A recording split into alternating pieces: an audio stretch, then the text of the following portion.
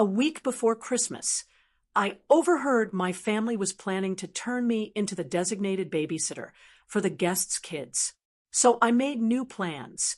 On December 24th, when MOM called asking, "Where are you?" I laughed and told her not to wait for me or the catering. My family always said they loved me, but their actions screamed something else entirely. One overheard conversation ripped off the pretty facade, and Christmas was never the same again. Not for them, and especially not for me. My name is Margot, and I'm 32. I've built a successful career as an event planner, orchestrating perfect gatherings for other people. But for my own family, particularly at Christmas, I always made sure their celebrations were flawless. This year, though, I was particularly excited. I had a new boyfriend, Jason, and I was finally ready to introduce him. That is, I accidentally overheard my mother and siblings plotting to make me the designated babysitter for 5 children for the entire holiday without even asking me. The betrayal cut deep, but instead of confrontation, I decided on something far, far better. Family is complicated. Mine certainly is. On the surface, we look like one of those close-knit families, the kind that gathers for Sunday dinners and never misses a birthday.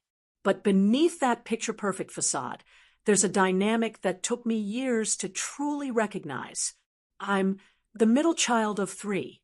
My older sister, Abigail, is the perfectionist with twin boys, 7-year-old terrors named Jackson and James, who she somehow believes are angels incarnate. My younger brother, Thomas, has 3 kids with his wife Penny, 9-year-old Sophie, and the younger ones 5-year-old Emma, and 3-year-old Lucas. And then there's me, perpetually single Margot, the reliable daughter who always steps up for family events. My mother, Linda, widowed 5 years ago when Dad passed from a sudden heart attack, has come to rely on me more than I sometimes think is fair. Dad was always my advocate, the one who would notice when others volunteered my time without asking. Without him, the balance shifted. My role as family coordinator wasn't something I chose. It evolved naturally from my organizational skills. I started small, helping with Thanksgiving dinner timing when Mom seemed overwhelmed after Dad died. Then it was Easter. Then Christmas. Until somehow, every family gathering became my responsibility to plan, execute, and often finance. Meanwhile, I built my event planning business from the ground up, starting with small birthday parties and working my way to corporate events and weddings that now command premium prices. My calendar stays booked months in advance, something my family conveniently forgets when they call with last-minute requests. Last summer, Abigail called the day before her anniversary, frantic that her dinner reservation had fallen through. Could I possibly find them something? Oh, and could I watch the twins while they went out?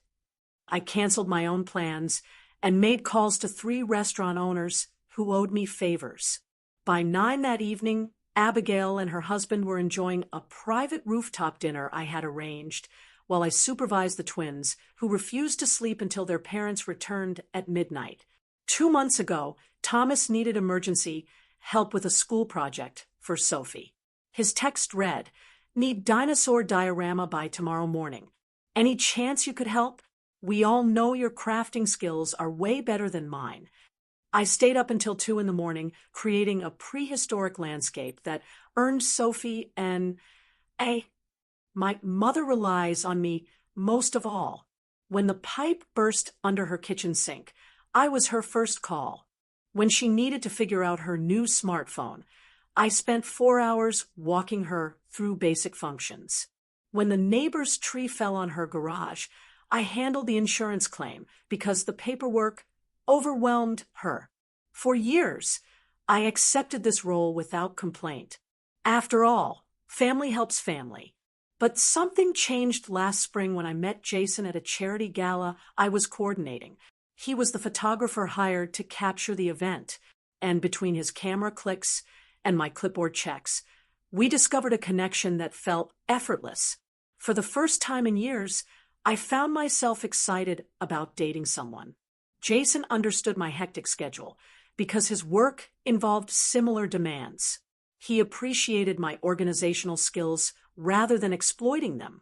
When I talked about family obligations, he listened without judgment, but asked gentle questions that made me consider whether the balance was truly fair. As Christmas approached this year, I felt a new excitement. Jason and I had been dating for 8 months, and I wanted him to join our family celebration. I dropped hints during our Thanksgiving dinner, mentioning that I might bring someone special this year. My announcement received distracted nods as everyone focused on the meal I had prepared. I began planning Christmas in early November, ordering specialty ingredients and handcrafting personalized ornaments for each family member. I reserved the premium ham from the butcher, who only offers 20 each season, paid for entirely from my own pocket, as my gift to everyone. I researched activities the children might enjoy, creating custom coloring books with illustrations of our family traditions. My dining room became Christmas headquarters with lists, schedules, and shopping bags organized by recipient. I spent weekends decorating my mother's house with fresh garlands and arrangements, climbing the tall ladder to place every light just so, while she supervised from below with a cup of hot chocolate in hand. This year would be different.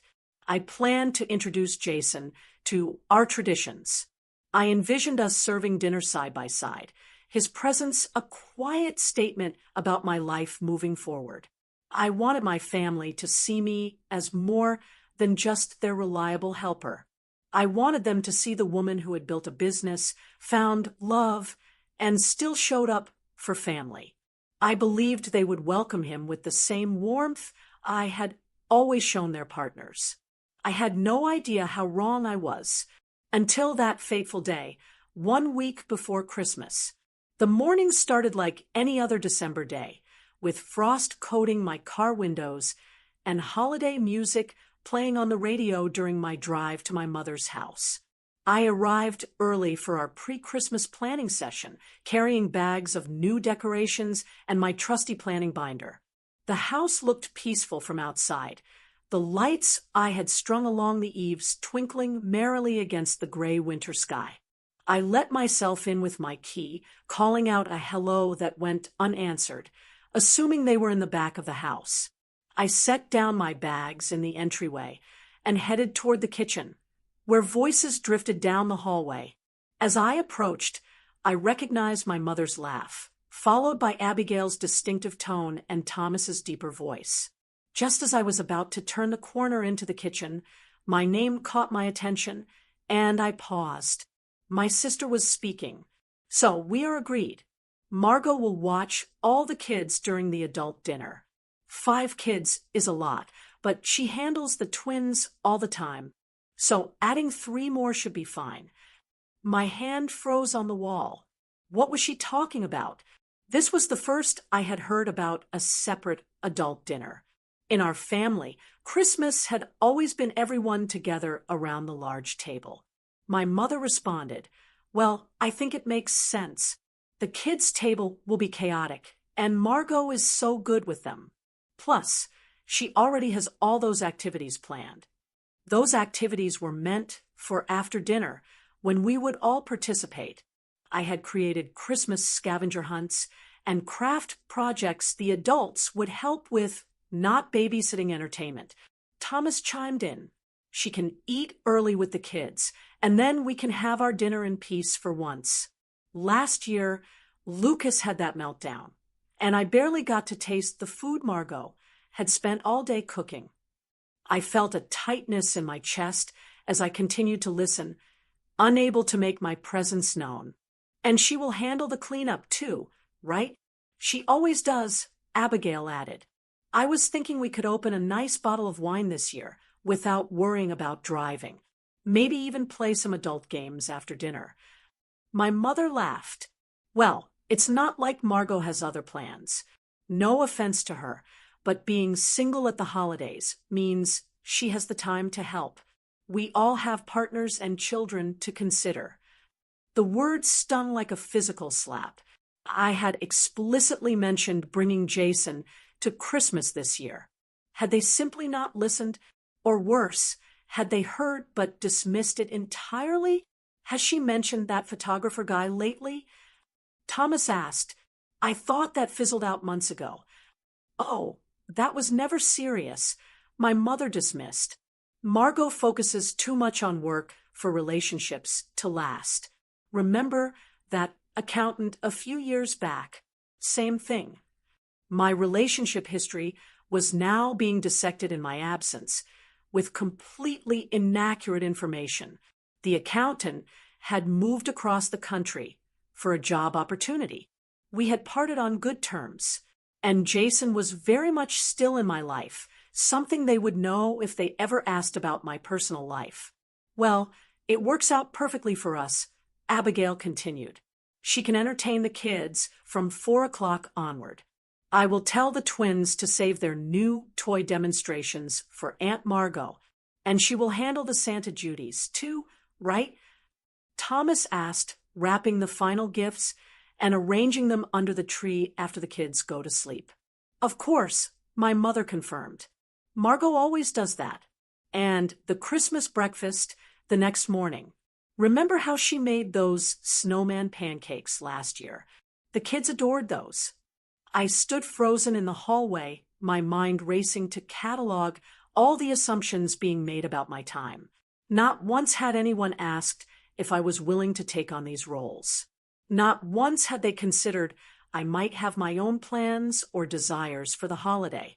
It is really convenient having an event planner in the family, Abigail laughed. Free childcare and catering, all in one.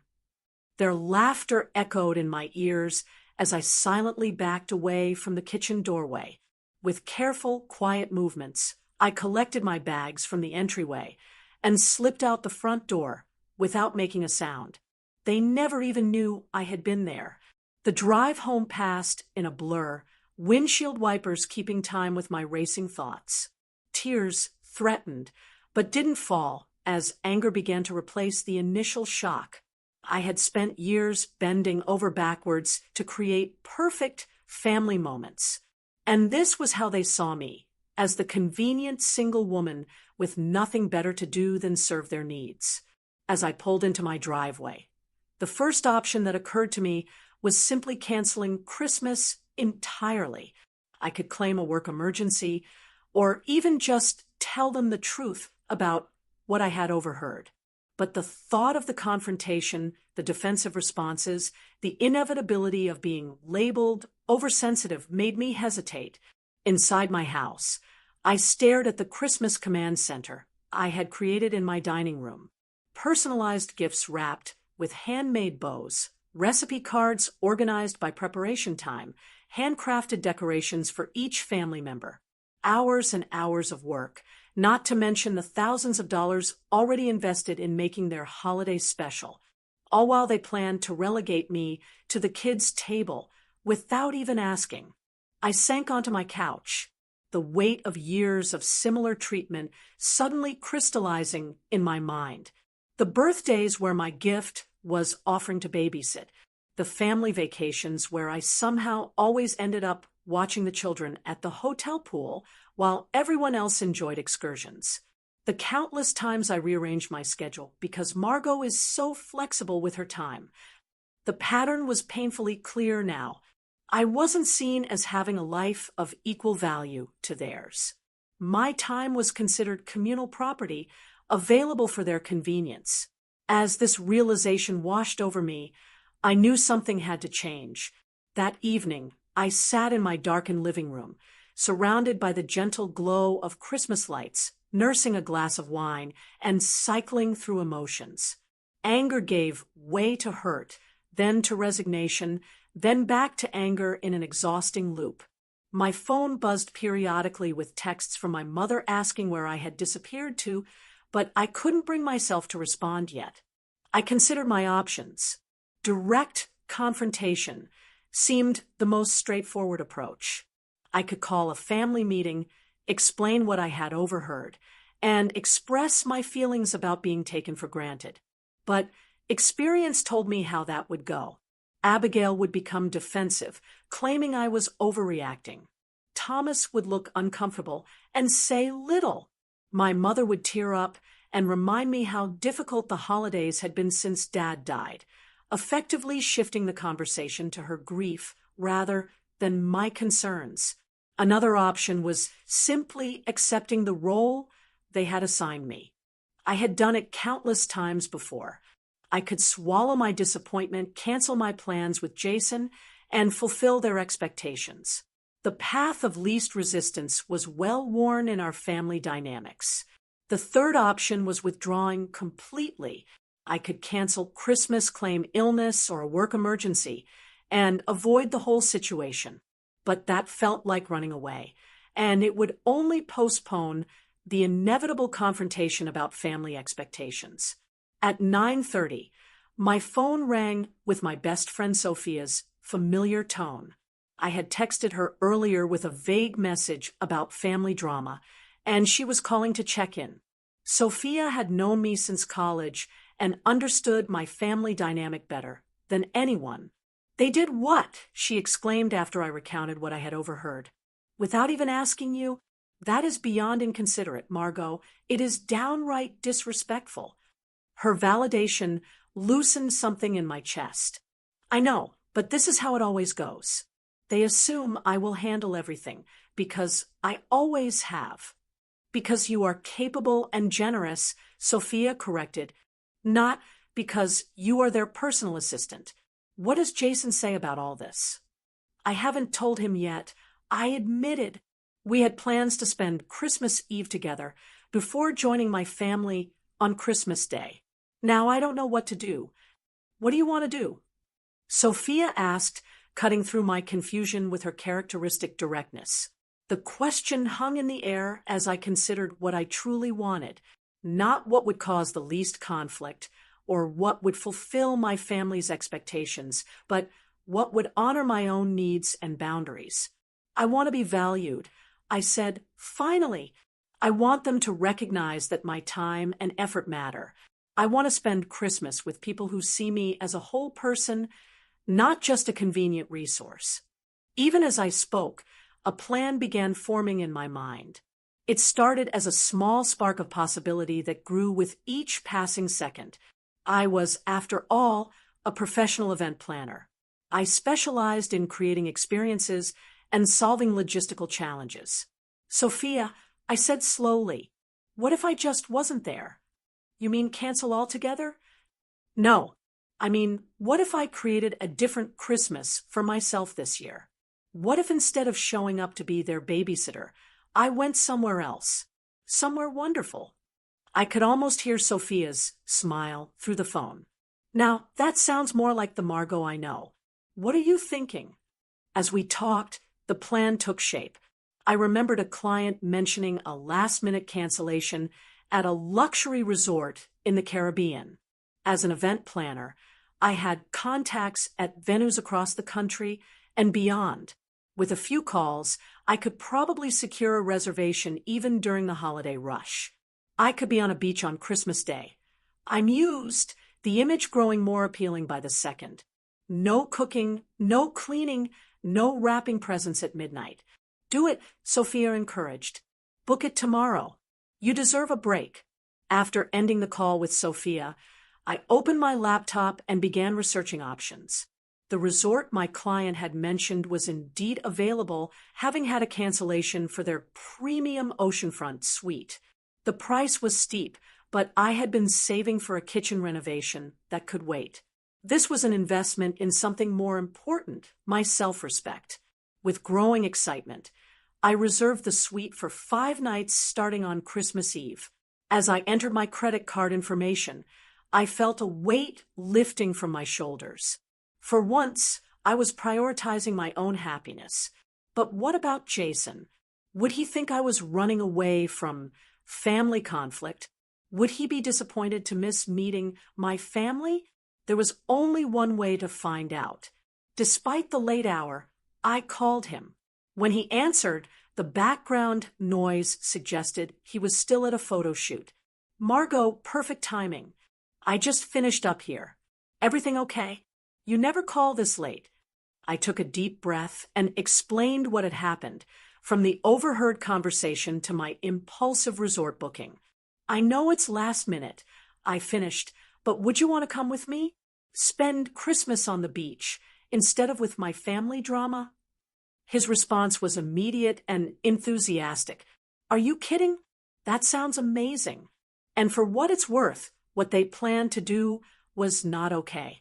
You deserve better treatment than that. His support solidified my resolve. There's one more thing I want to do, I told him. I still want to handle the catering arrangements for my family. That's very generous of you, considering everything, he said, sounding slightly confused. Well, I replied, a smile spreading across my face. I have something very specific in mind. The next morning, I called Dukas, the upscale catering company I frequently collaborated with for corporate events. The owner, Anthony, was surprised to hear from me so close to Christmas. Margot, what can I do for you? Emergency client situation? Actually, Anthony, this is a personal request. I need a special Christmas dinner delivered to my mother's house, but with some very specific parameters. We discussed my requirements. An elegant adult dinner with wine pairings for 5 adults and a separate kid-friendly meal clearly labeled for children under 10. I specified that all dishes should be completely prepared, requiring only minimal heating, with detailed instructions even a cooking novice could follow. No problem at all, Anthony assured me. We can deliver everything at 4 o'clock on Christmas Day. Will you be there to receive it? No, I replied, feeling a thrill of satisfaction. I will be out of town. They will need to handle it themselves, for once. With the catering arranged and the vacation booked, my plan was taking shape. I would give my family exactly what they wanted at Christmas without my interference, but on terms they never expected. Sometimes the best gift is the opportunity to appreciate what you have taken for granted. For the next few days, I maintained the illusion that everything was proceeding according to plan. When my mother called to ask why I had missed our planning session, I fabricated a story about an emergency with a client's holiday party. She accepted this without question, another reminder of how my work was simultaneously exploited and dismissed by my family. While you are still handling the Christmas dinner shopping, right? She asked. I gave Abigail your number to call about the twins' food allergies. They suddenly will not eat anything with red food coloring. Actually, I replied, injecting enthusiasm into my voice, I have arranged something special this year. Professional catering from Dukas. Everything will be delivered ready to serve. My mother's surprise was evident. Catering? But you always cook Christmas dinner. It's tradition. I thought this would be easier for everyone, I explained. More time to enjoy the holiday instead of being stuck in the kitchen. After a pause, she accepted the change with surprising ease. Well, if you think that's best, you always know how to make things special, Margot. With that hurdle cleared, I moved on to the next phase of my plan. I needed to retrieve the personal decorations and heirlooms I had left at my mother's house over the years. Items that held sentimental value to me, but had somehow become communal property in the family collection. The following afternoon, I visited under the pretense of checking the catering menu. While my mother was on the phone with a neighbor, I quietly collected my grandmother's hand-painted ornaments, the stockings I had embroidered with each family member's name, and the antique serving dishes I had inherited from my father's mother. These treasures had gradually migrated to my mother's house because that was where we always celebrated holidays. But this year, they would either travel with me or remain safely in my home. It was a small act of reclamation, but it felt significant. Throughout the week, family members contacted me with their usual requests and assumptions. Thomas called to ask if I could pick up last-minute gifts for his children, since I was so good at that sort of thing. Abigail texted to inform me that the twins now wanted to perform a Christmas pageant, and would need costumes. My mother left a voicemail wondering if I could come early on Christmas Eve to help her rearrange the furniture for optimal flow. To each request, I gave non-committal responses. I will see what I can do. My schedule is pretty packed this year. Small seeds of doubt that would bloom into realization when they discovered my absence. Meanwhile, I prepared for my getaway. I purchased a new swimsuit and resort items that had no place in my usual December wardrobe. I wrapped the gifts I had already bought for my family and arranged for them to be delivered by courier on Christmas morning. Despite everything, I couldn't bring myself to leave them without presents.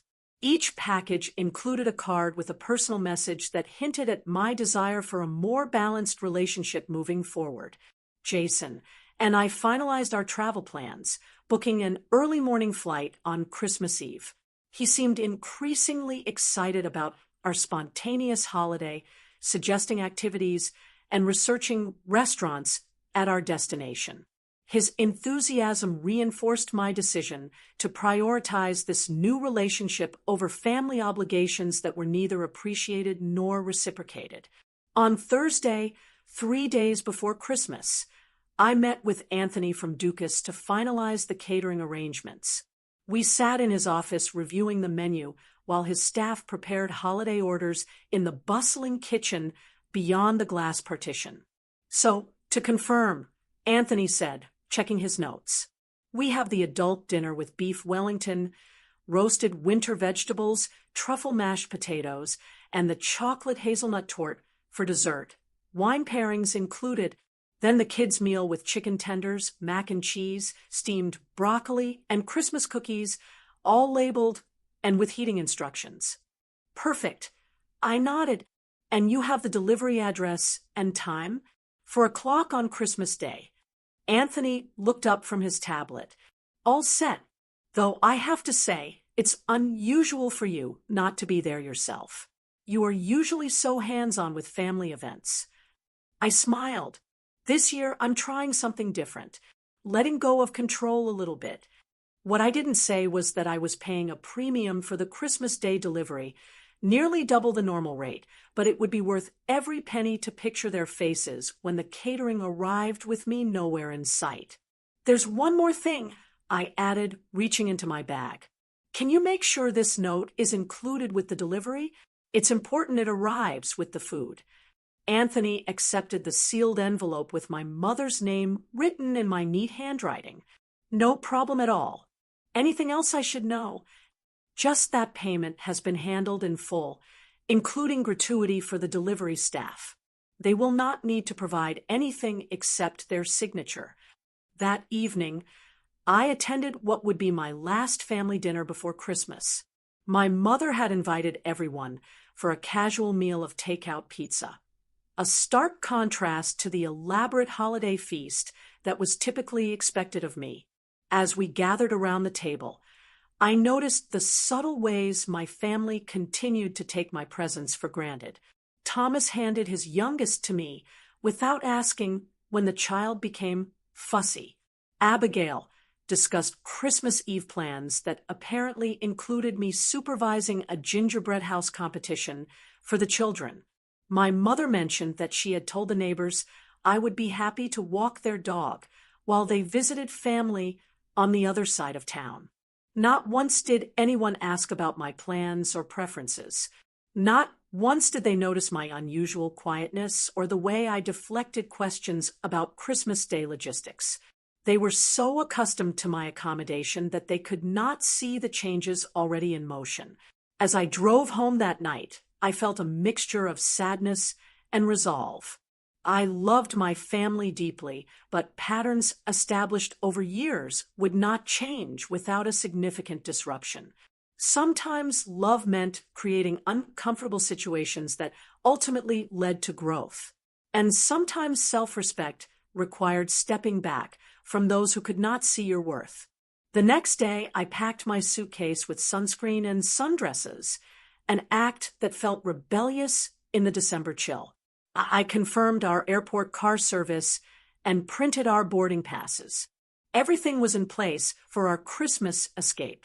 That night, I turned off my phone earlier than usual, unwilling to field any last-minute requests from family members. Tomorrow would bring either understanding or chaos. Either way, I was ready for a new kind of Christmas. The morning of December 24th dawned clear and cold, winter sunlight glinting off frost-covered lawns, as our car service navigated the quiet streets toward the airport. Jason sat beside me, thumbing through the resort information on his phone, while I gazed out the window at holiday decorations adorning the houses we passed. "Second thoughts?" he asked, noticing my pensive expression. I considered the question carefully before answering. Not about going, just wondering how they will react when they realize I'm really not coming. My phone had remained off since the previous evening, and I planned to keep it that way until we reached the airport. The temporary disconnection felt both liberating and anxiety-inducing, like removing a splinter that had been embedded for so long it had become part of me. The airport bustled with holiday travelers, harried parents corralling excited children, while couples and solo travelers moved with purpose toward their gates. We checked our bags and navigated security with surprising ease, finding ourselves with time to spare before boarding. In an airport cafe decorated with tinsel and miniature trees, I finally powered on my phone. As expected, the notifications began flooding in immediately. 6 missed calls from my mother, 4 from Abigail, 3 text messages from Thomas asking if I could pick up batteries on my way over, voicemails accumulating in rapid succession. I scrolled through the messages with a strange detachment, as though reading about someone else's family drama. The most recent text from my mother sent a chill through me, despite the airport's overactive heating system. "Margot, where are you? We are waiting to start the Christmas Eve breakfast. The children are asking for your cinnamon rolls." The cinnamon rolls I had never agreed to make. The breakfast I had never agreed to attend. The expectations piled upon assumptions, piled upon years of compliance. "They still have no idea," I murmured, showing Jason the messages. His eyebrows rose as he scanned the increasingly frantic texts. "When are you going to tell them?" Now, I decided, my finger hovering over my mother's contact information, but just enough to let them know not to expect me for babysitting duties. I composed a brief message. "Will not be available for child care during Christmas dinner tomorrow. Enjoy your adult-only meal. Love, Margot." Deliberately vague. Nothing about where I was or the fact that I would not be present for any of the festivities. Just enough to disrupt the plan I had overheard. Within seconds of sending the text, my phone began ringing with my mother's call.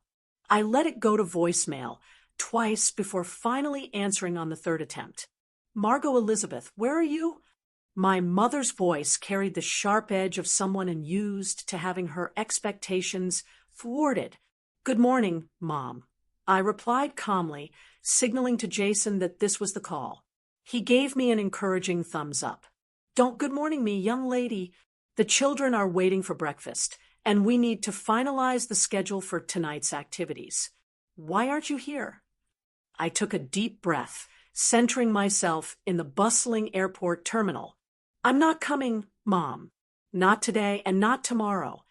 The silence that followed stretched for several seconds before she responded, her voice suddenly uncertain. "What do you mean not coming?" "Of course you are coming. It's Christmas. I overheard your conversation last week." I explained, keeping my voice level despite the adrenaline coursing through my system. "The one where you and Abigail and Thomas decided I would be the babysitter for all 5 kids during your adult-only dinner. The one where you all laughed about me being single and having nothing better to do." Another waited silence. When she spoke again, her tone had shifted from indignation to placation. "Oh, Margot, you misunderstood. We were just trying to figure out the logistics. Of course, we want you at the adult dinner, too. You are being oversensitive." "Am I?" because it sounded pretty clear to me, and it fits a pattern. Mom, you all make plans for my time without asking, as if it belongs to you by default, as if my life and my choices matter less than everyone else's. That is ridiculous, she protested, but with less conviction. Where are you now? Just come over, and we can discuss this in person. I am at the airport, I replied, watching as our flight began the boarding process. My flight leaves in 30 minutes. The airport? Her voice rose in pitch. What flight? Where are you going? On vacation with Jason, I said. The photographer you all assumed I was no longer seeing. On Christmas Eve. Margot, you cannot be serious. What about dinner tomorrow? What about the children's presents? What about all the traditions you always handle? The boarding announcement echoed through the terminal, calling our group to the gate. That's the thing, Mom. They became my responsibility without anyone asking if I wanted that role. This year, I'm choosing something different. Her tone shifted again, this time to barely contained panic. But what about dinner? I haven't prepared anything. I thought you were handling everything. Like always. The catering will be delivered at 4 tomorrow. I explained. Everything is paid for, with detailed instructions. Adult dinner for 5. Kids' meals clearly labeled. All you have to do is heat and serve according to the directions. Catering, she repeated, as though the word was foreign. But that's not the same as a home-cooked meal. The children will be so disappointed. The children will be fine with chicken tenders and Christmas cookies, I assured her. And you adults will enjoy your beef Wellington and wine pairings without having to worry about childcare. After all, that was the plan, wasn't it? Just without me in the picture. Our row was called for boarding, and Jason gestured toward the gate. I nodded, gathering my carry-on bag. I have to go now, Mom. Our flight is boarding. Margot, wait. The desperation in her voice was unmistakable now. You cannot just leave. What are we supposed to do without you? The question hung between us, heavy with unintended revelation. What were they supposed to do without me? Figure it out themselves, perhaps. Appreciate the work I had always done. Maybe recognize my absence as the consequence of their actions. Hopefully you'll manage, I said gently. The food will be delivered. The presents for the children are wrapped and labeled in the guest room closet. Detailed instructions for everything are in the binder on the kitchen counter, the one none of you ever bothered to look at, even though I referenced it constantly. But it won't be the same, she insisted. No, I agreed. It will not. As we reached the gate attendant, I delivered my final message. Merry Christmas, Mom. Enjoy the adult dinner you all planned. I will turn my phone off during the flight, but I will check messages when we land. When will you be back? She asked, a tremor in her voice, suggesting tears were imminent. After New Year's, I replied. We can talk then. Before she could respond, I ended the call and switched my phone to airplane mode. As Jason and I found our seats on the plane, I felt a complex mixture of emotions. Guilt at disrupting the family holiday, anxiety about the confrontation to come, but underlying it all, a profound sense of liberation. The plane taxied down the runway as the flight attendant delivered the safety briefing. As we took off, ascending through clouds into clear blue skies, I mentally shed the weight of expectations I had carried for far too long. Whatever awaited me upon return, I had finally advocated for my own worth in the family equation. Jason squeezed my hand as the seatbelt sign dinged off. You okay? I turned to him with a smile that felt more genuine than any I had managed in weeks. I am now. Merry Christmas to us. As our plane soared south toward sunshine and new traditions, I left behind the snow, the family drama, and years of unreciprocated accommodation. For once, Christmas would be about joy rather than obligation. And perhaps when the dust settled, my family would understand why this stand had been necessary all along. Christmas morning broke with golden sunshine streaming through the curtains of our oceanfront suite, a stark contrast to the snow-covered landscape I had left behind. I padded onto the balcony, coffee in hand, watching early morning swimmers brave the gentle waves while palm trees swayed in the breeze. The peaceful scene bore no resemblance to what would normally be happening at my mother's house. Children racing downstairs at dawn, adults struggling to function without caffeine, and me orchestrating the carefully timed chaos of present opening and breakfast preparation. Jason joined me on the balcony, wrapping his arms around my waist. "Merry Christmas. Any regrets about being here instead of there?" I considered the question seriously. Surprisingly, no. I miss the good parts, of course. The children's excitement, the moment when everyone opens the perfect gift I found for them. But the relief of not being responsible for everyone's happiness today outweighs all of that. We spent the morning exchanging the small gifts we had brought along, enjoying a luxurious breakfast delivered by room service, and walking along the shore, collecting shells. The resort had decorated palm trees with twinkling lights and red bows, a whimsical tropical take on Christmas that charmed me. At precisely noon, as we lounged by the pool, sipping fruity drinks garnished with tiny umbrellas, I checked my phone for the first time since our flight had landed the previous evening. The onslaught of notifications made my stomach tighten with anxiety, but I forced myself to methodically work through them. 27 missed calls, 42 text messages, 13 voicemails.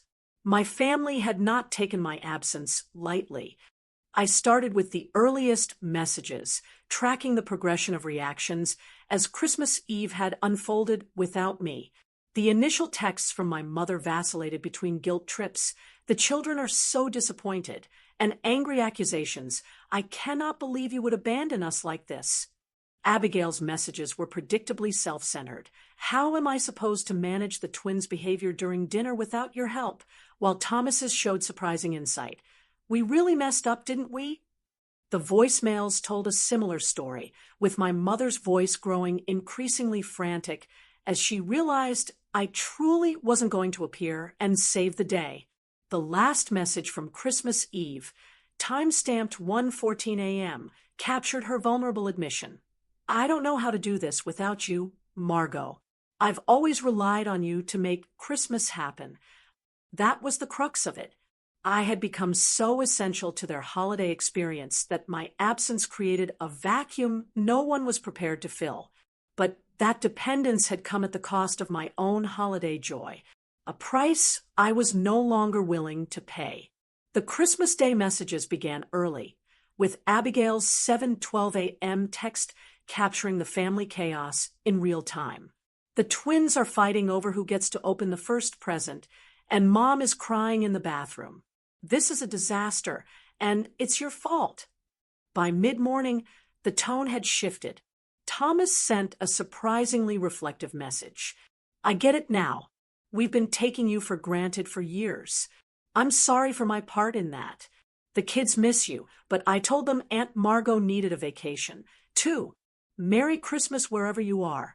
My mother's Christmas morning voicemail was tearful, but less accusatory. "The caterers are coming at 4. I found your binder with all the instructions. I never realized how much work you put into planning everything. Please call when you can." The most surprising message came from Abigail around 11 a.m. "So, I had to handle the twins' meltdown by myself this morning when they couldn't find the special chocolate Santa stockings you always make. And you know what? I realized I've never had to deal with their Christmas morning behavior because you've always stepped in. That's not fair to you. It's taken your dramatic exit for me to see that. Still mad you didn't tell us directly, but starting to understand why." As I scrolled through the messages, a weight lifted from my shoulders. They were beginning to understand. The disruption I had caused was uncomfortable but necessary forcing them to recognize patterns that had been invisible when I was complying with them. Jason noticed my small smile as I set down the phone. "Good news. Progress," I replied. "They're upset, but they're also starting to get it. Thomas actually apologized. Are you going to call them?" I shook my head. "Not yet. I think they need a little more time with the discomfort. And honestly, so do I. This is the first Christmas in years where I'm not constantly checking if everyone else is happy." We spent the afternoon on a snorkeling excursion, the colorful fish and coral formations providing a welcome distraction from family dynamics. Returning to our room to prepare for the special Christmas dinner at the resort's oceanfront restaurant, I checked my phone again. New messages had arrived, most notably from my mother. At 4:37 p.m., the catering just arrived. Everything is beautifully packaged with instructions. Even I can follow. "The note you left made me cry. You're right that we've taken advantage of your generosity. I'm so sorry, Margot. Please call when you're ready." I hadn't expected such a quick acknowledgement of the problem. Typically, my family required multiple conversations and considerable time to accept responsibility for hurtful behavior. Perhaps my absence had created space for reflection that my presence never allowed. At 5:45 p.m., Abigail sent a photo of the elegantly plated adult dinner with the caption, "This is delicious, but doesn't taste as good without you here. The kids are actually behaving with their special meal. You thought of everything, even in your absence." The messages continued through the evening. Thomas sent a video of all 5 children singing a Christmas carol they had apparently practiced as a surprise for me. My mother texted a picture of the family gathered around the tree with a visible empty space where I would normally sit. By the time Jason and I returned from our candlelit Christmas dinner, I felt emotionally ready to respond. Not with a call, which might devolve into tearful demands for my return, but with a group message that clearly articulated my feelings. I composed the message carefully. "Merry Christmas, everyone. I'm safe and doing well." I needed this time away to process how I've been feeling for years when I overheard you planning to use me as the default babysitter without even asking. It crystallized a pattern that's been happening for too long. My time, my efforts, and my presence have been taken for granted. I've been treated as a resource rather than a person with my own needs and desires. I love you all, but I needed you to experience a Christmas without my constant accommodation to understand its true cost. I'm glad the catering worked out and that you're making the best of things. We'll talk when I return, but moving forward, things need to change. I deserve the same consideration and respect that each of you expects. Enjoy the rest of the holiday. See you in the new year." I hesitated before adding a final line. "P.S. Jason says hello. He would have loved to meet you all under different circumstances." After sending the message, I turned off notifications and placed my phone on the nightstand. Whatever responses came through could wait until morning. Tonight was for watching the moonlight on the ocean and appreciating the gift I had given myself, the freedom to prioritize my own happiness. As we fell asleep to the sound of waves outside our window, I felt a sense of peace that had been missing from Christmas for years. Sometimes the most loving thing you can do for both yourself and others is to step away and create space for change. My family's initial reactions suggested they were capable of the growth I hoped for, but only time would tell if this disruption would lead to lasting transformation in our dynamics. Either way, I had taken the first crucial step toward a more balanced relationship with the people I loved, and that was a Christmas gift worth celebrating. 3 weeks after Christmas, I unlocked the door to my condo, wheeling my suitcase across the threshold into the familiar space that somehow felt different after my time away. The extended vacation with Jason had transformed into an exploration of local culture beyond the resort boundaries, with impromptu day trips to coastal villages and evenings sampling regional cuisine at restaurants where tourists rarely ventured. The experience had been restorative in ways I hadn't anticipated, providing not just an escape from family obligations, but a rediscovery of my own curiosity and spontaneity. The first family gathering after my return was scheduled for the following Sunday, a birthday celebration for my nephew Lucas. I approached the event with a mixture of determination and apprehension, unsure whether the insights from my Christmas absence would translate into meaningful changes or revert to established patterns under the pressure of face-to-face interaction. When I arrived at Thomas and Penny's house, carrying a modestly wrapped gift, rather than the elaborate party supplies I would normally have brought, the initial greetings were awkward. My mother hugged me too tightly, whispering, "We need to talk," in my ear. Abigail offered a stiff hello, her expression guarded. Only Thomas seemed genuinely relaxed, greeting me with a warm smile and a sincere, "Good to have you back." The children provided welcome distraction, swarming me with excited updates about Christmas presents and school adventures. I noticed with interest that they were being supervised by their respective parents rather than automatically funneled in my direction. During a lull in the celebration, my mother cornered me in the kitchen as I was refilling my water glass. "What you did at Christmas was very hurtful, Margot," she began, her voice low to avoid being overheard. "We were all counting on you." "That's exactly the problem, Mom. You were all counting on me without asking if I was available. You made plans for my time as if it belonged to you." "We're family," she countered. "Family helps each other." "Yes, but it should go both ways," I explained. "When was the last time someone in this family asked what they could do to help me? When was the last time anyone considered that I might have my own plans or preferences for the holidays?" Her brow furrowed as she considered my questions. After a moment, her shoulders sagged slightly. "I can't remember," she admitted. "I guess we've gotten used to you always being the one who handles everything." "That's not fair to any of us," I said gently. "It's not fair to me to always be the giver, and it's not fair to you to always be the takers. I want a more balanced relationship."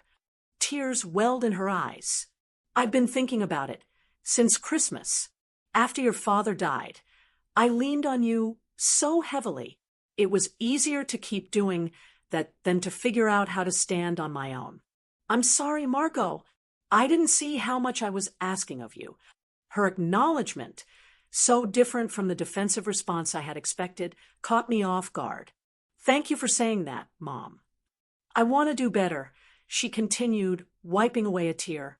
"I don't want to lose you because I've been selfish." We spoke for nearly 30 minutes, delving into years of accumulated expectations and unexamined patterns. For the first time, I felt truly heard as I expressed how isolating it had been to always prioritize everyone else's needs above my own. And for the first time, I saw my mother as someone working through her own struggles rather than simply imposing demands on my time. Later in the afternoon, Abigail approached me on the back porch, where I had stepped out for a moment of quiet. "That was quite a stunt you pulled at Christmas," she said, her tone deliberately light, though her eyes remained serious. "It wasn't a stunt," I corrected. "It was a boundary." She sipped her drink, considering my words. "The twins asked about you every day. Where's Aunt Margot? Why isn't she here?" She paused. I didn't have a good answer, because saying we took advantage of her until she'd had enough didn't seem appropriate for a 5-year-old. Despite myself, I laughed. "What did you tell them?" "That sometimes adults need vacations too, and that we should have been more thoughtful about your time." She met my gaze directly. I was angry at first. It felt like you'd abandoned us when we needed you.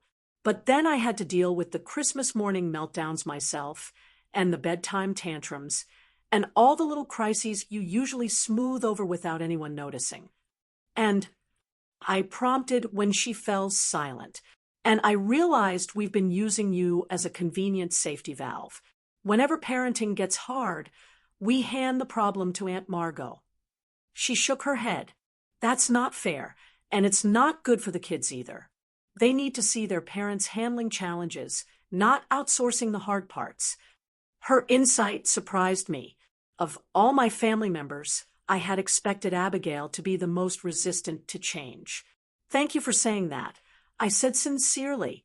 I love the twins and want to be part of their lives. I just don't want to be the default solution to every problem. Understood. She nodded. So, tell me about this, Jason. Is it serious? The shift to personal interest in my life, rather than what I could do for her, marked another small step forward. We talked about my relationship and her career challenges, engaging as sisters rather than as service provider and client. Thomas proved to be my strongest ally in the family's adjustment process. During dinner, he deliberately redirected conversations when they veered toward assumptions about my availability. When our mother mentioned that she needed help reorganizing her garage in the spring, Thomas interjected, "Maybe we could all set aside a Saturday to tackle that together, if Margot is available." The emphasis on my choice and the suggestion of shared responsibility felt revolutionary in our family context. As weeks turned into months, the changes solidified into new patterns. Family gatherings became collaborative efforts rather than my sole responsibility. Text messages began with, "Are you available to help with," rather than, "I need you to handle." My mother started taking community classes to build her own social network, rather than relying exclusively on her children for companionship. My relationship with Jason flourished in the healthier environment I had created by establishing boundaries. He joined several family gatherings where he was welcomed with genuine interest rather than the perfunctory acknowledgement I had feared. His outside perspective helped me recognize when old patterns threatened to resurface, and his support reinforced my commitment to maintaining a balanced relationship with my family. By the following Christmas, the transformation was remarkable. Planning began with a family meeting in November where responsibilities were divided equally among all adult members. My mother hosted, Thomas handled the children's activities, Abigail managed the gift exchange, and I coordinated the meal, but with significant contributions from everyone. On Christmas Eve, as we all gathered in my mother's living room with carols playing softly and children excitedly arranging cookies for Santa, I found myself experiencing the holiday joy that had been missing for years. Without the burden of sole responsibility, I could be present in the moment, appreciating the connections that had always been the true purpose of our gatherings. "Best Christmas ever," Jason whispered as we watched the family scene unfold. "Because I'm not exhausted from making it perfect for everyone else," I agreed. Later that evening, as the children finally settled into sleep and the adults enjoyed a quiet moment around the tree, my mother raised her glass in a toast. "To Margot," she said, her eyes meeting mine with understanding, "who taught us that loving someone means respecting their boundaries, not just accepting their sacrifices. Thank you for having the courage to show us a better way to be family." The journey hadn't been easy. There had been moments of regression, uncomfortable conversations, and the challenging work of establishing new expectations. But the result was worth every difficult moment. A family that functioned through mutual respect rather than convenient exploitation, and relationships that nourished rather than depleted. As I looked around at the faces of those I loved, I understood that sometimes the greatest act of love is standing up for your own worth. In doing so, you create the possibility for relationships built on mutual care rather than imbalanced obligation. The empty chair I had left the previous Christmas had made space for growth that benefited everyone. So if you've ever found yourself giving and giving while receiving little in return, remember that setting boundaries isn't selfish. It's necessary. Your time, your effort, and your presence are valuable gifts that deserve to be recognized and appreciated. And those who truly love you will rise to meet the standard you set. Have you ever had to establish tough boundaries with loved ones who were taking you for granted? How did it change your relationships? Tell me about it in the comments below. I'm genuinely interested.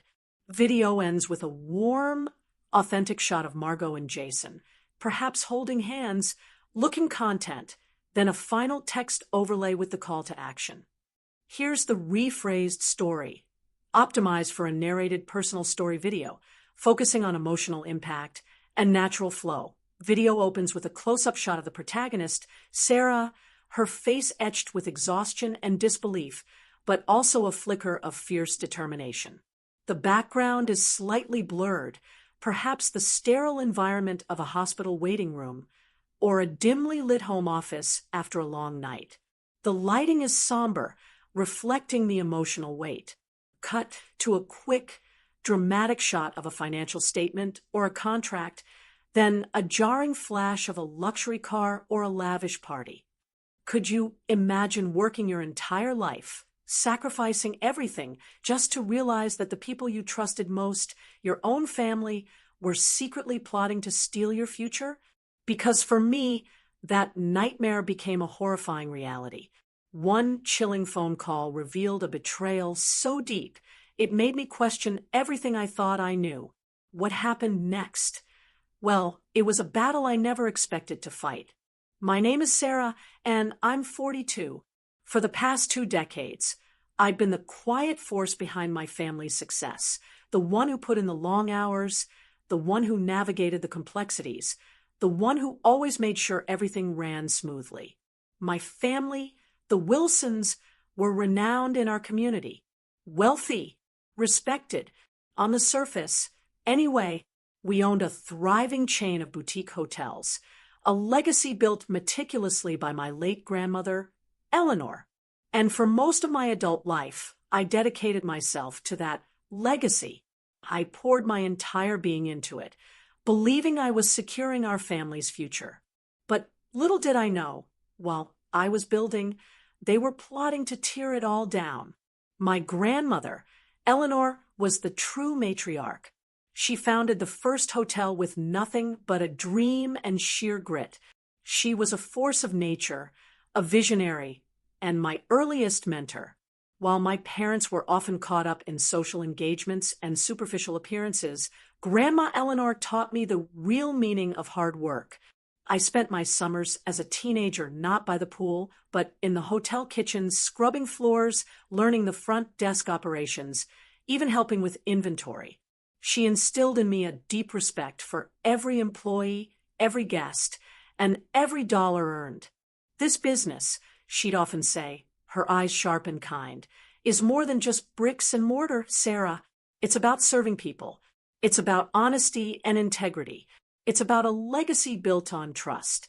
Her words became my guiding principles. When Grandma Eleanor passed away 10 years ago, a gaping hole was left in our family. She had always been the glue, the calm center. Her will was clear. The chain of hotels, Eleanor's escapes, was to be divided equally between her 3 children, my father, Richard, and his 2 sisters, my aunts Margaret and Victoria. But she also included a crucial clause. 10% of the company's net profits annually was to be paid to me, Sarah, for my invaluable contributions and future leadership. It was her way of ensuring my continued involvement and recognizing my dedication. And it was a substantial amount. My father, Richard, at 65, was charming and outwardly generous, but fundamentally lazy. He preferred the prestige of being chairman to the actual work it entailed. My mother, Evelyn, 62, was his perfect counterpart, obsessed with appearances, social status, and maintaining the family's luxurious lifestyle. They saw the hotels as a means to an end, a source of endless funds for their lavish parties and designer wardrobes. My aunts, Margaret and Victoria, were just as self-absorbed. Margaret, 68, the elder, was a perpetual critic, always finding fault, especially with me. She believed her seniority entitled her to more. Victoria, 60, was the quiet manipulator, always whispering doubts, sowing discord. They both had adult children, my cousins, who were all living off the family fortune, dabbling in entrepreneurship but producing little beyond debt. None of them, not one, had ever worked a day in the hotels. They saw it as my inheritance, a gift from Grandma Eleanor, not something I had earned. I, on the other hand, lived for the hotels. After graduating with an MBA, I spent 2 decades working my way up, proving myself at every level. I started as a junior manager, then moved to operations, then finance. By the time Grandma Eleanor passed, I was the de facto CEO, though my father held the official title. I streamlined operations, implemented sustainable practices, and expanded our digital presence. While my family spent, I invested. My personal life, it took a backseat. I had a few serious relationships, but nothing lasted. My dedication to Eleanor's escapes was all-consuming. I genuinely loved what I did, and I believed I was working for all of us, securing our collective future. The first hint of trouble came subtly. My father began questioning my spending, despite the fact that every investment I made had paid off tenfold. My aunts would casually drop comments about excessive renovations or unnecessary staff training, even though these were directly improving guest satisfaction and profit margins. Then came the whispers about my oversized share of the profits. They conveniently forgot Grandma Eleanor's will, choosing to frame my 10% as an exorbitant bonus rather than a rightful compensation. They never said anything directly to me, of course. It was always through vague allusions, pointed questions directed at my father during family meetings that I was conveniently not invited to. I shrugged it off, attributing it to their general unfamiliarity with the business's inner workings. They just don't understand the vision, I told myself. The past 5 years, however, saw a rapid escalation. My family's demands for money increased dramatically. My parents bought a new luxury yacht, the Eleanor's dream. Ironically, my aunts insisted on remodeling their already opulent homes, demanding funds be drawn from the hotel's reserves. Each request chipped away at my patience. I tried to explain the importance of reinvestment, of maintaining healthy cash flow. I presented detailed financial reports demonstrating how every penny I managed was growing their wealth. But they didn't want to hear it.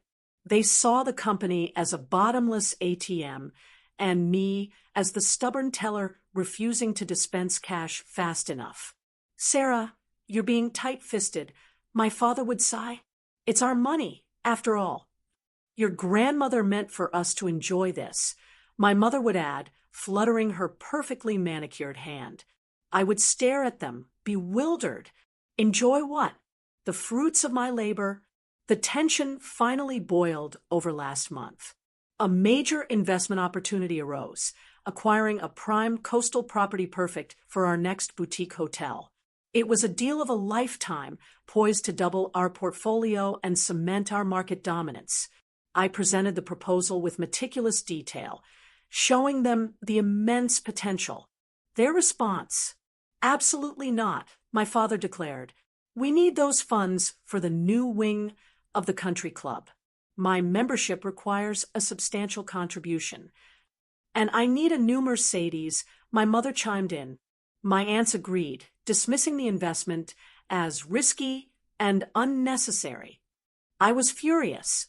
I argued, pleaded, explained the long-term benefits. It was pointless. They saw only their immediate desires. Desperate, I went over their heads. I leveraged my industry contacts, securing a private investor who was willing to finance the acquisition, contingent on my continued management. It was a risky move, but one I believed was vital for the company's future. When my family found out, they were livid. "How dare you defy us?" my father roared. You think you can just do whatever you want. My aunts accused me of disrespect and arrogance. But the deal was done. The new property was secured. And for a brief moment, I felt a triumph that was short-lived. My private investor, a shrewd businessman named Mr. Davies, was impressed. He recognized my vision and capability. During our initial meetings, he subtly suggested I should consider a more formal leadership role. "Sarah," he said, his gaze piercing, "you're running this company. Your family is merely clipping coupons. Why let them hold you back?" His words, though unsettling, echoed a truth I had long suppressed. Then came that day, 3 weeks ago. I was working late, as usual, preparing the final plans for the new hotel's development. My phone rang. It was Margaret, my older aunt. Her voice was uncharacteristically sweet, almost syrupy. "Sarah, darling, I have exciting news. Your father and I, and Victoria, we've decided to restructure the company." My blood ran cold. "Restructure? What are you talking about?" She giggled, a brittle, unpleasant sound. "Well, we all agree that your efforts are simply too much for you. You've been working so hard, poor dear. So, we've decided to bring in new management, a more hands-on CEO. My heart pounded. Who? And why wasn't I informed? Oh, just a bright young man from a very well-connected family. He'll handle all the day-to-day. You can relax. Enjoy your life. We've already held the board meeting. It's done. My world tilted. Done. Without me and my 10%. I asked, my voice barely a whisper. "Oh, that clause was rather generous of Eleanor, wasn't it?" She cooed. "Given the company's current needs and your reduced responsibilities, we've decided to adjust it significantly." She laughed again, a chilling, triumphant sound. "After all, family takes care of family, right? And we want to make sure everyone is comfortable." I hung up, my hand shaking violently. It wasn't just my 10%. It was the outright dismissal of my 2 decades of unwavering dedication, my sweat, my tears. They weren't just taking my money. They were erasing my entire contribution. They were stealing my future. And they were doing it with smug, sickening satisfaction. I called my father, my voice tight with rage. He was evasive, dismissive. "It's for the best. Sarah, you'll thank us later." He didn't even try to sound convincing. That night, I barely slept. My mind raced. The betrayal was staggering, but underneath the anger, a cold, calculated resolve began to form. They thought they could just push me aside. They thought they could erase my legacy. They had underestimated me. Badly. My grandmother had taught me about integrity, but she had also taught me how to fight for what was right. I didn't confront them directly. Not yet. I knew their game. They would deny, deflect, and label me as emotional. Instead, I called the only person I knew I could trust implicitly, my mentor, Mr. Davies. I laid out everything, the history, the betrayal, their blatant disregard for Grandma Eleanor's will, and my own tireless work. He listened intently, his silence more powerful than any words. "Sarah," he said, when I finished, "this is not just about money. This is about trust, about legacy. Your grandmother saw something in you that they deliberately choose to ignore." He paused. "What do you want to do?" "I want justice," I said, my voice firm. "And I want my company back. My grandmother's company. Then we fight," he responded, "and I will stand with you." For the next few weeks, I operated in a surreal fog. Outwardly, I maintained my composure, attending meetings, overseeing projects. Inwardly, I was assembling my arsenal. Mr. Davies connected me with a top-tier legal team specializing in corporate disputes. We meticulously gathered evidence, Detailed financial reports I had compiled over 2 decades, operational logs, internal communications proving my indispensable role, and perhaps most damning, a secret audio recording I had routinely made of all board meetings for my own reference, a habit Grandma Eleanor had taught me to protect myself from corporate politicking. This recording clearly captured my family's dismissive comments, their outright lies, and their blatant intent to sideline me and reduce my compensation. It was ironclad proof of their malice and incompetence. The lawyers assured me we had a strong case, but winning would be messy. It would tear the family apart. "Are you prepared for that, Sarah?" one of the senior partners asked. "They are your family." They stopped being my family the moment they decided to steal my future. I replied, my voice hard. "They chose money over loyalty. Now, they will face the consequences." The initial letter from my legal team landed like a bombshell. My family was stunned. They expected me to simply roll over. My father called, enraged. "What is the meaning of this, Sarah? Are you trying to ruin us?" "You already did that, Dad." I shot back. "You ruined Grandma Eleanor's legacy. Now, I'm just cleaning up your mess." He threatened. He cajoled. He tried every tactic. It was too late. The legal process was already in motion. The formal mediation session was brutal. We sat across from each other in a sterile conference room. My parents, my aunts, their lawyers, and me with my formidable legal team. My family looked shocked, hurt, defensive. They tried to paint me as an ungrateful, opportunistic niece, a lonely career woman out to destroy them. But when my lawyers presented the meticulously documented evidence, especially the audio recordings of their own words, their faces went pale. The damning truth laid bare was undeniable. They had indeed conspired against me, against Grandma Eleanor's will, and against the very integrity of the company. Their lawyers, seeing the undeniable evidence, advised them to settle. The alternative was a protracted, public legal battle that would expose their incompetence and greed to the world, likely leading to the complete dissolution of the company. After weeks of tense negotiations, a settlement was reached. My family, to avoid utter financial ruin and public scandal, agreed to relinquish their controlling interest in Eleanor's escapes. The company was reorganized, with Mr. Davies' investment firm taking a majority stake, and me, Sarah Wilson, installed as the new CEO. My 10% profit share was not only reinstated, but secured with ironclad legal protections.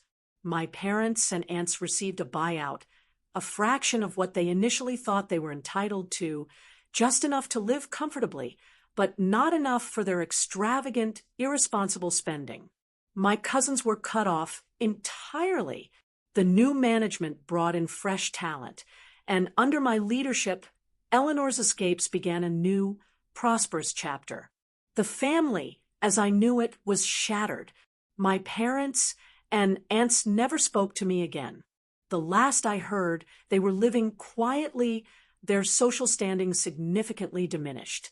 They blamed me, of course, for everything, but I found a different kind of peace. The hotel staff, many of whom had seen my dedication for years, rallied around me. They understood. My relationship with Mr. Davies evolved into a genuine, mutually respectful partnership. And for the first time, I felt truly in control of my own destiny, steering the company my grandmother built toward a future she would have been proud of. It wasn't the Christmas I'd envisioned all those years ago, filled with family warmth and shared joy. It was a Christmas defined by a hard-won victory, a reclaiming of my legacy, and a profound understanding of who my true allies were. I finally understood that protecting something you love sometimes means making incredibly painful choices. So, if you've ever faced betrayal from those closest to you or felt like your hard work was being undermined, what did you do? Did you fight back, or did you walk away? I really want to know your thoughts.